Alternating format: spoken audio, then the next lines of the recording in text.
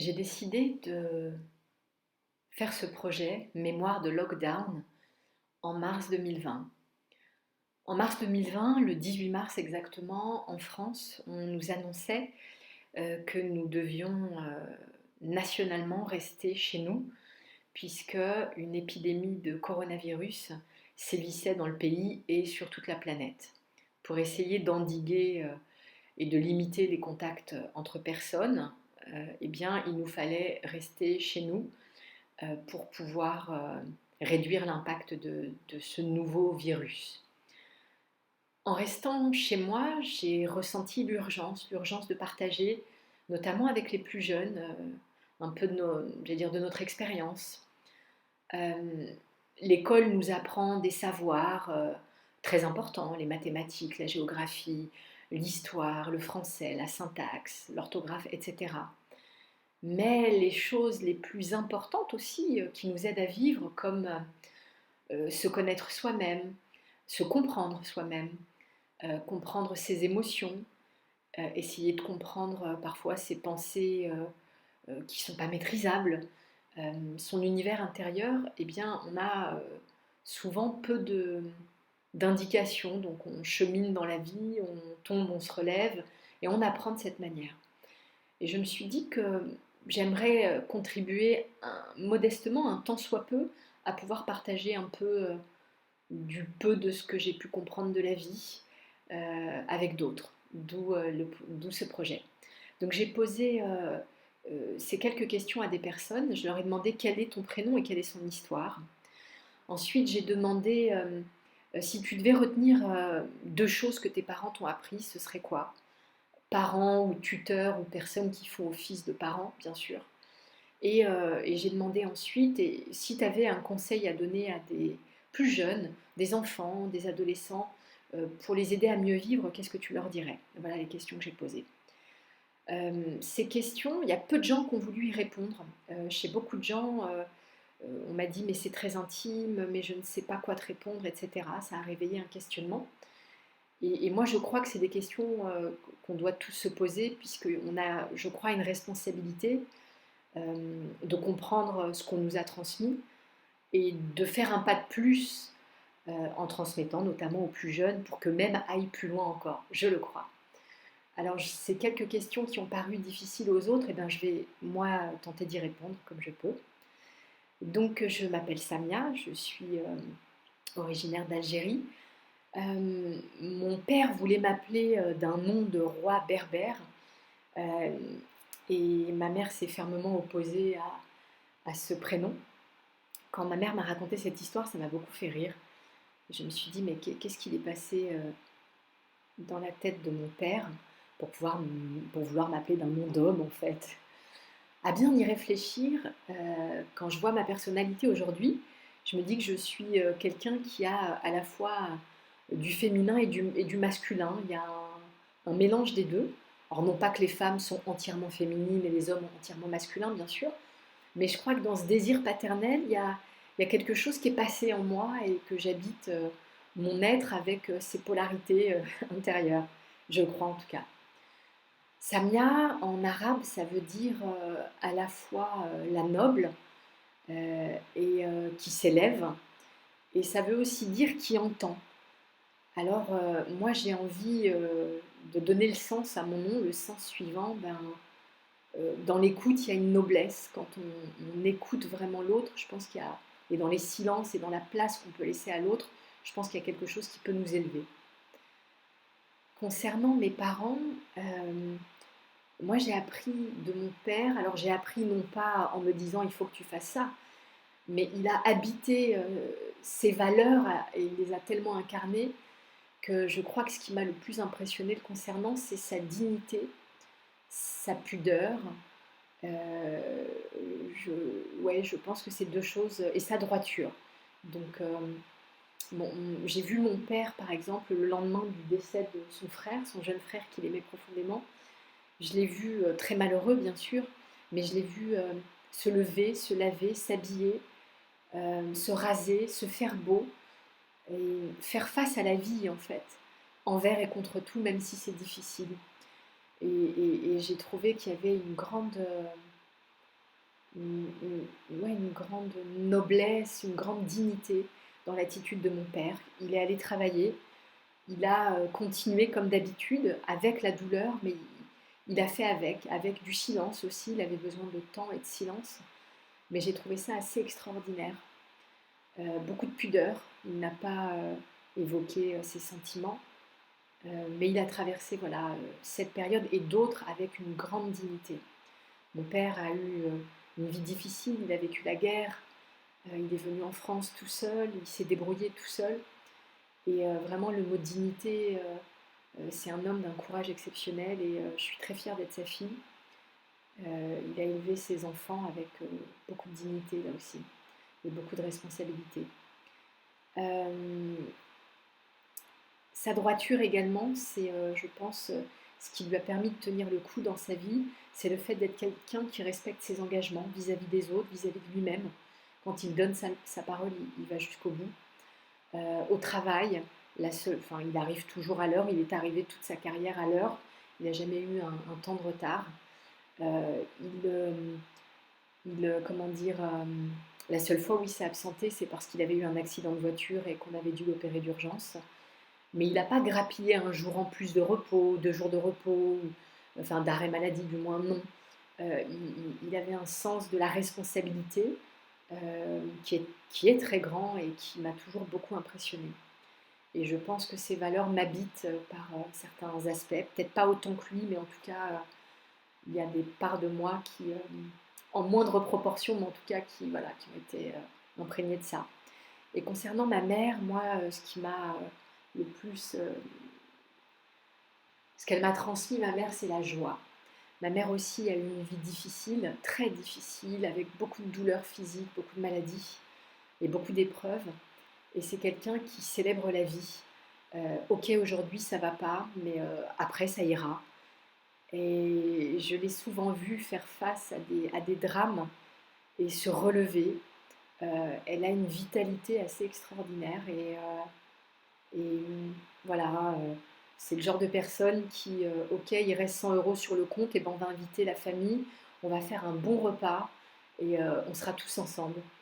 Et même si je ne sais pas ce qu'il y aura demain, mais pour aujourd'hui c'est bien pour cette journée. Donc beaucoup d'abandon serein en la vie. Ma mère aussi est quelqu'un de très croyant, donc elle a la foi que Dieu pourvoira, et donc un grand abandon en Dieu, je pense qu'on peut le dire comme ça. Et je pense que c'est, elle m'a transmis parfois de. Il y a des moments pour être sérieux, mais la joie c'est quelque chose d'important. Donc traversons la vie avec un petit grain de folie, avec de la joie. Ce que j'aimerais moi transmettre à des personnes plus jeunes, j'aimerais leur dire de ne pas avoir honte de partager leurs souffrances ou leurs problèmes avec une ou des personnes, de parler de leurs douleurs ou de leurs difficultés. Après, il faut trouver des bonnes personnes, mais ne pas hésiter à demander des conseils à des gens qui ont déjà traversé des choses, ça peut être aidant. Pourquoi pas aller voir un coach, un psychologue, un prêtre, un imam, un sage, pour essayer de dénouer des fois la complexité de ce qu'on peut ressentir à l'intérieur. Euh, et je dirais, la deuxième chose que j'aimerais partager, moi j'ai souvent beaucoup souffert de ne pas réussir à m'engager dans une direction claire. Et parce que je voulais maîtriser tout avant de pouvoir m'engager. Et je crois un peu comme ma maman, il faut faire confiance à la vie en fait. Et parfois on se lance dans un chemin et alors on l'appelle comme on veut, Dieu, l'univers, l'énergie, la loi d'attraction, appelez ça comme vous voulez, mais se chargera de ramener vers une direction. Donc parfois il faut emprunter un chemin, même si ça ne semble pas être le chemin qu'on veut, mais parfois on fait des détours pour arriver là où on veut aller. Donc faites confiance et soyez patient, même si parfois c'est difficile. Voilà ce que je voudrais partager avec vous. Et j'ai aussi envie de dire que dans le passé, si on se relie à la mémoire du passé, euh, les- nos ancêtres, d'où qu'on soit, hein, ont vécu des épidémies de peste, ont vécu la guerre, ont vécu des drames bien plus grands que celui qu'on traverse. Et donc j'aimerais dire à tous, ça va aller. Bonjour, je m'appelle Stacy et mon prénom s'écrit S-T-A-C-Y. Son écriture est importante, je reviendrai dessus par la suite. Mon prénom m'a été attribué par ma mère, à une époque où il était populaire dans les séries américaines. La sonorité de mon prénom lui plaisait, elle le trouvait joli, m'a-t-elle dit. Selon elle, mon père était d'accord pour me nommer ainsi. Je dis bien selon elle parce que, lorsqu'il partait à l'étranger, il m'envoyait très souvent des cartes postales sur lesquelles il écrivait Stacy avec un E ou un EA pour faire le son E. D'ailleurs, la plupart de mes enseignants m'appelaient Stacy, puisque la lettre A en français désigne le son A. Je n'ai jamais réussi à leur faire entendre et accepter ni la prononciation de mon prénom, ni son écriture. J'avoue m'être résignée pendant longtemps.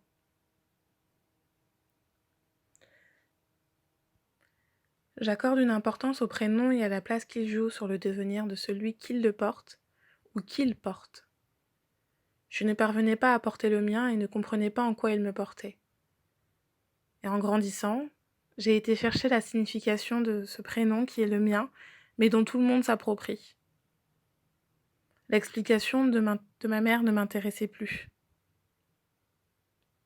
Il y a 2 événements qui m'ont aidé à savoir en quoi mon prénom me porte, afin que je puisse mieux le porter. Dans un premier temps, j'ai été chercher son étymologie. Stacy vient d'Anastasie, en anglais, et Anastasis, en grec, signifiant « né une nouvelle fois », résurrection.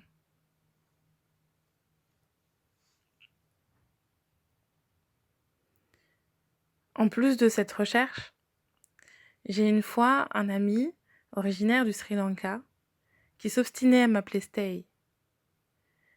Et cette appellation m'a aidé à me rendre compte de plusieurs choses. Non seulement que Stay signifiait rester, en anglais, et il m'a expliqué que la lettre S, en sanskrit, représentait la stabilité, la force intérieure, la résistance. Ces connaissances m'ont permis de renaître et m'ont aidé à trouver ma place et légitimité auprès des autres et pour moi-même. J'ai depuis la confirmation et conviction que je porte une force inouïe. J'ai le souvenir que mes parents m'ont élevée au travers de valeurs importantes. Celles qui m'ont marquée sont la foi en Dieu, en la vie, en soi, en l'autre, le respect, la tolérance, la combativité, le courage, le partage, l'humilité, la simplicité. Et mon père a accentué sur la liberté, la responsabilité et la conscience. Ce sont des valeurs que j'aimerais transmettre à mes enfants. J'insisterai davantage sur le respect de soi, des autres, l'exercice d'introspection, la communication. J'aurais aimé qu'on me dise plutôt que je suis légitime, peu importe le statut des personnes en face de moi, et que personne n'a le droit de me faire me sentir mal. J'aurais aimé également qu'on me dise plutôt que les interactions avec les autres peuvent être compliquées parce que nos inconscients, nos perceptions, notre subjectivité entrent en action bien plus qu'il n'y paraît. Ça m'aurait évité des sentiments de culpabilité. J'aurais également aimé qu'on me rappelle à quel point la vie est éphémère et à quel point il faut la consommer avant qu'elle nous consume. Alors, je m'appelle Karina et si j'ai été appelée comme ça, c'est pas pour rien. C'est que je suis née en 1984.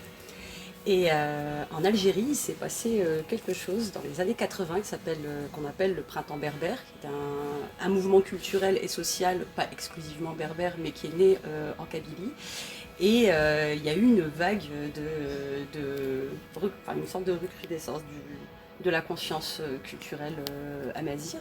Et mon père mes deux parents étant kabyles, mon père particulièrement militant sur cette question, a choisi de me donner le nom plutôt, de la reine berbère qui est connue pour avoir s'être battue contre les Arabes au moment de l'invasion des Arabes en Afrique du Nord et particulièrement sur le territoire algérien. Et autre chose, c'est que les prénoms mazir, et surtout les prénoms très connotés politiquement comme celui-là, étaient interdits en Algérie.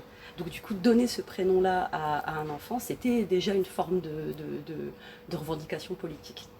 Et ce que ça m'a apporté, enfin en tout cas le sens que ça peut avoir pour moi, mon prénom, c'est que quand tu t'appelles Kahina, on attend de toi que tu sois une rebelle, que tu sois dure, que tu sois forte, que tu sois une combattante. Et je ne sais pas si c'est le prénom ou c'est l'éducation associée à ce prénom qui fait ça, mais j'ai toujours eu du coup cette idée qu'il fallait que je sois une combattante parce que je m'appelais Karine. Alors, les valeurs importantes et manières de vivre que j'ai héritées de mes parents, alors mes parents, c'est deux opposés, vraiment deux personnes radicalement opposées, et je suis un peu la synthèse des deux. Savoir que mon père, c'est quelqu'un de très cérébral, très porté sur les choses culturelles, sur les livres, sur l'érudition, et ma mère, c'est une fighteuse. Alors c'est une grosse fighteuse.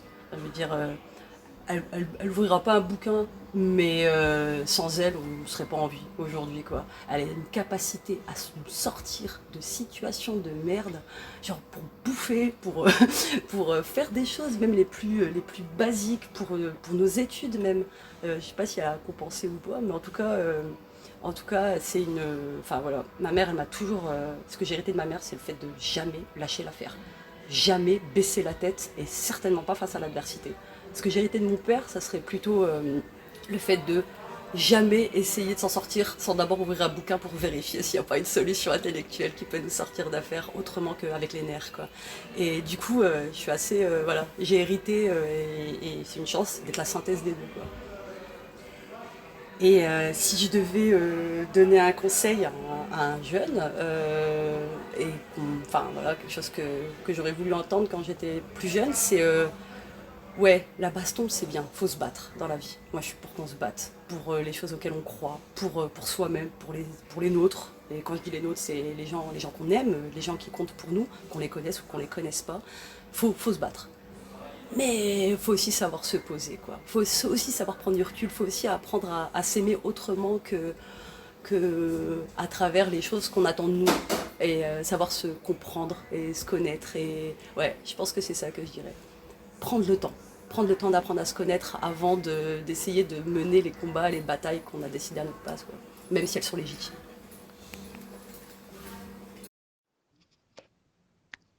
Je m'appelle Armelle. C'est un prénom breton qui signifie princesse des ours. Mes parents ont repéré ce prénom lorsque ma mère était enceinte de moi et qu'ils étaient en vacances en Bretagne dans le Morbihan, lors d'un passage au village de Saint-Armel. Ma mère est moitié bretonne par son père et je crois que l'idée d'un prénom breton lui plaisait. Elle aime la Bretagne, on y a été quasiment chaque vacances toute mon enfance, car un oncle et une tante à elle y avaient une maison, dans un petit hameau. Pour autant, ce prénom n'a pas été retenu avant ma naissance, car mes parents n'arrivaient pas à se mettre d'accord. Ma mère voulait Marie et mon père Charlotte. Si bien que je n'étais pas encore prénommée avant ma naissance, qui a dû être déclenchée en urgence parce que j'étais en train d'étouffer dans le ventre de ma mère, car elle avait, sans le savoir, une cholestase gravidique.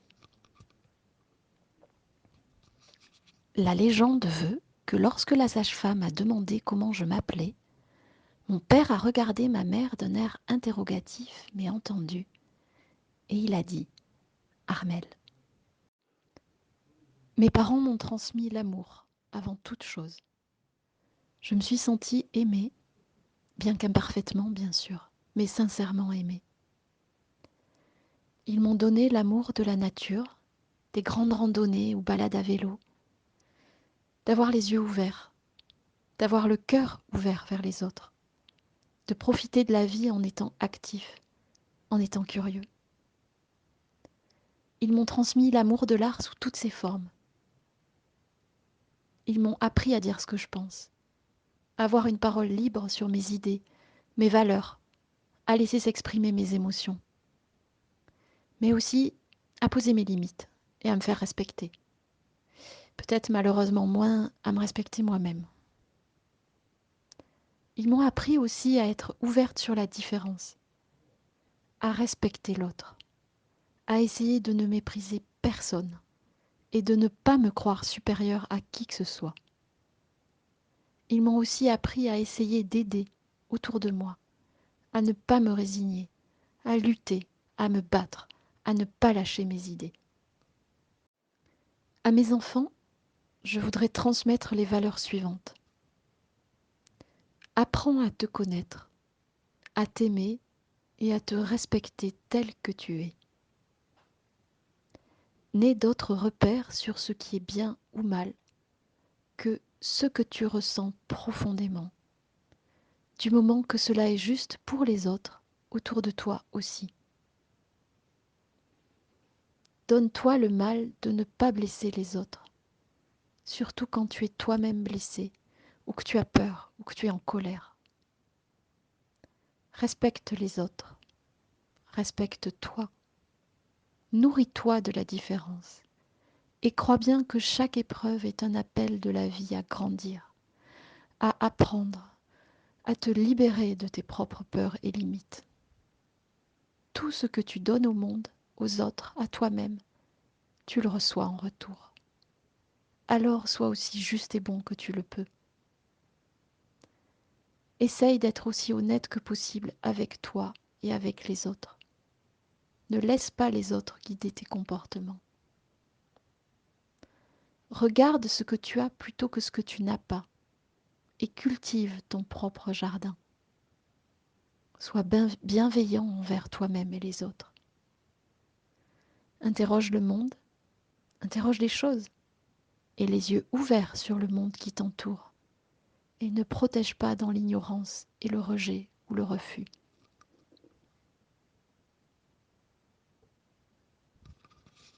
Donne-toi le droit d'être multiple.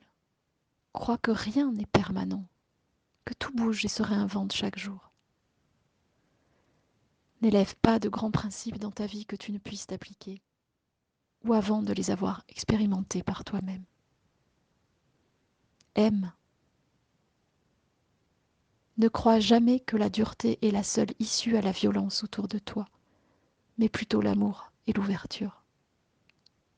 Ne réponds pas à la bêtise par la bêtise, mais au contraire, fais l'effort d'avoir recours à ton intelligence, surtout quand tu es heurté. Sois libre, sans être égoïste. Moi, je crois que la vie est faite pour être heureuse. Et c'est possible. Demain peut être beau.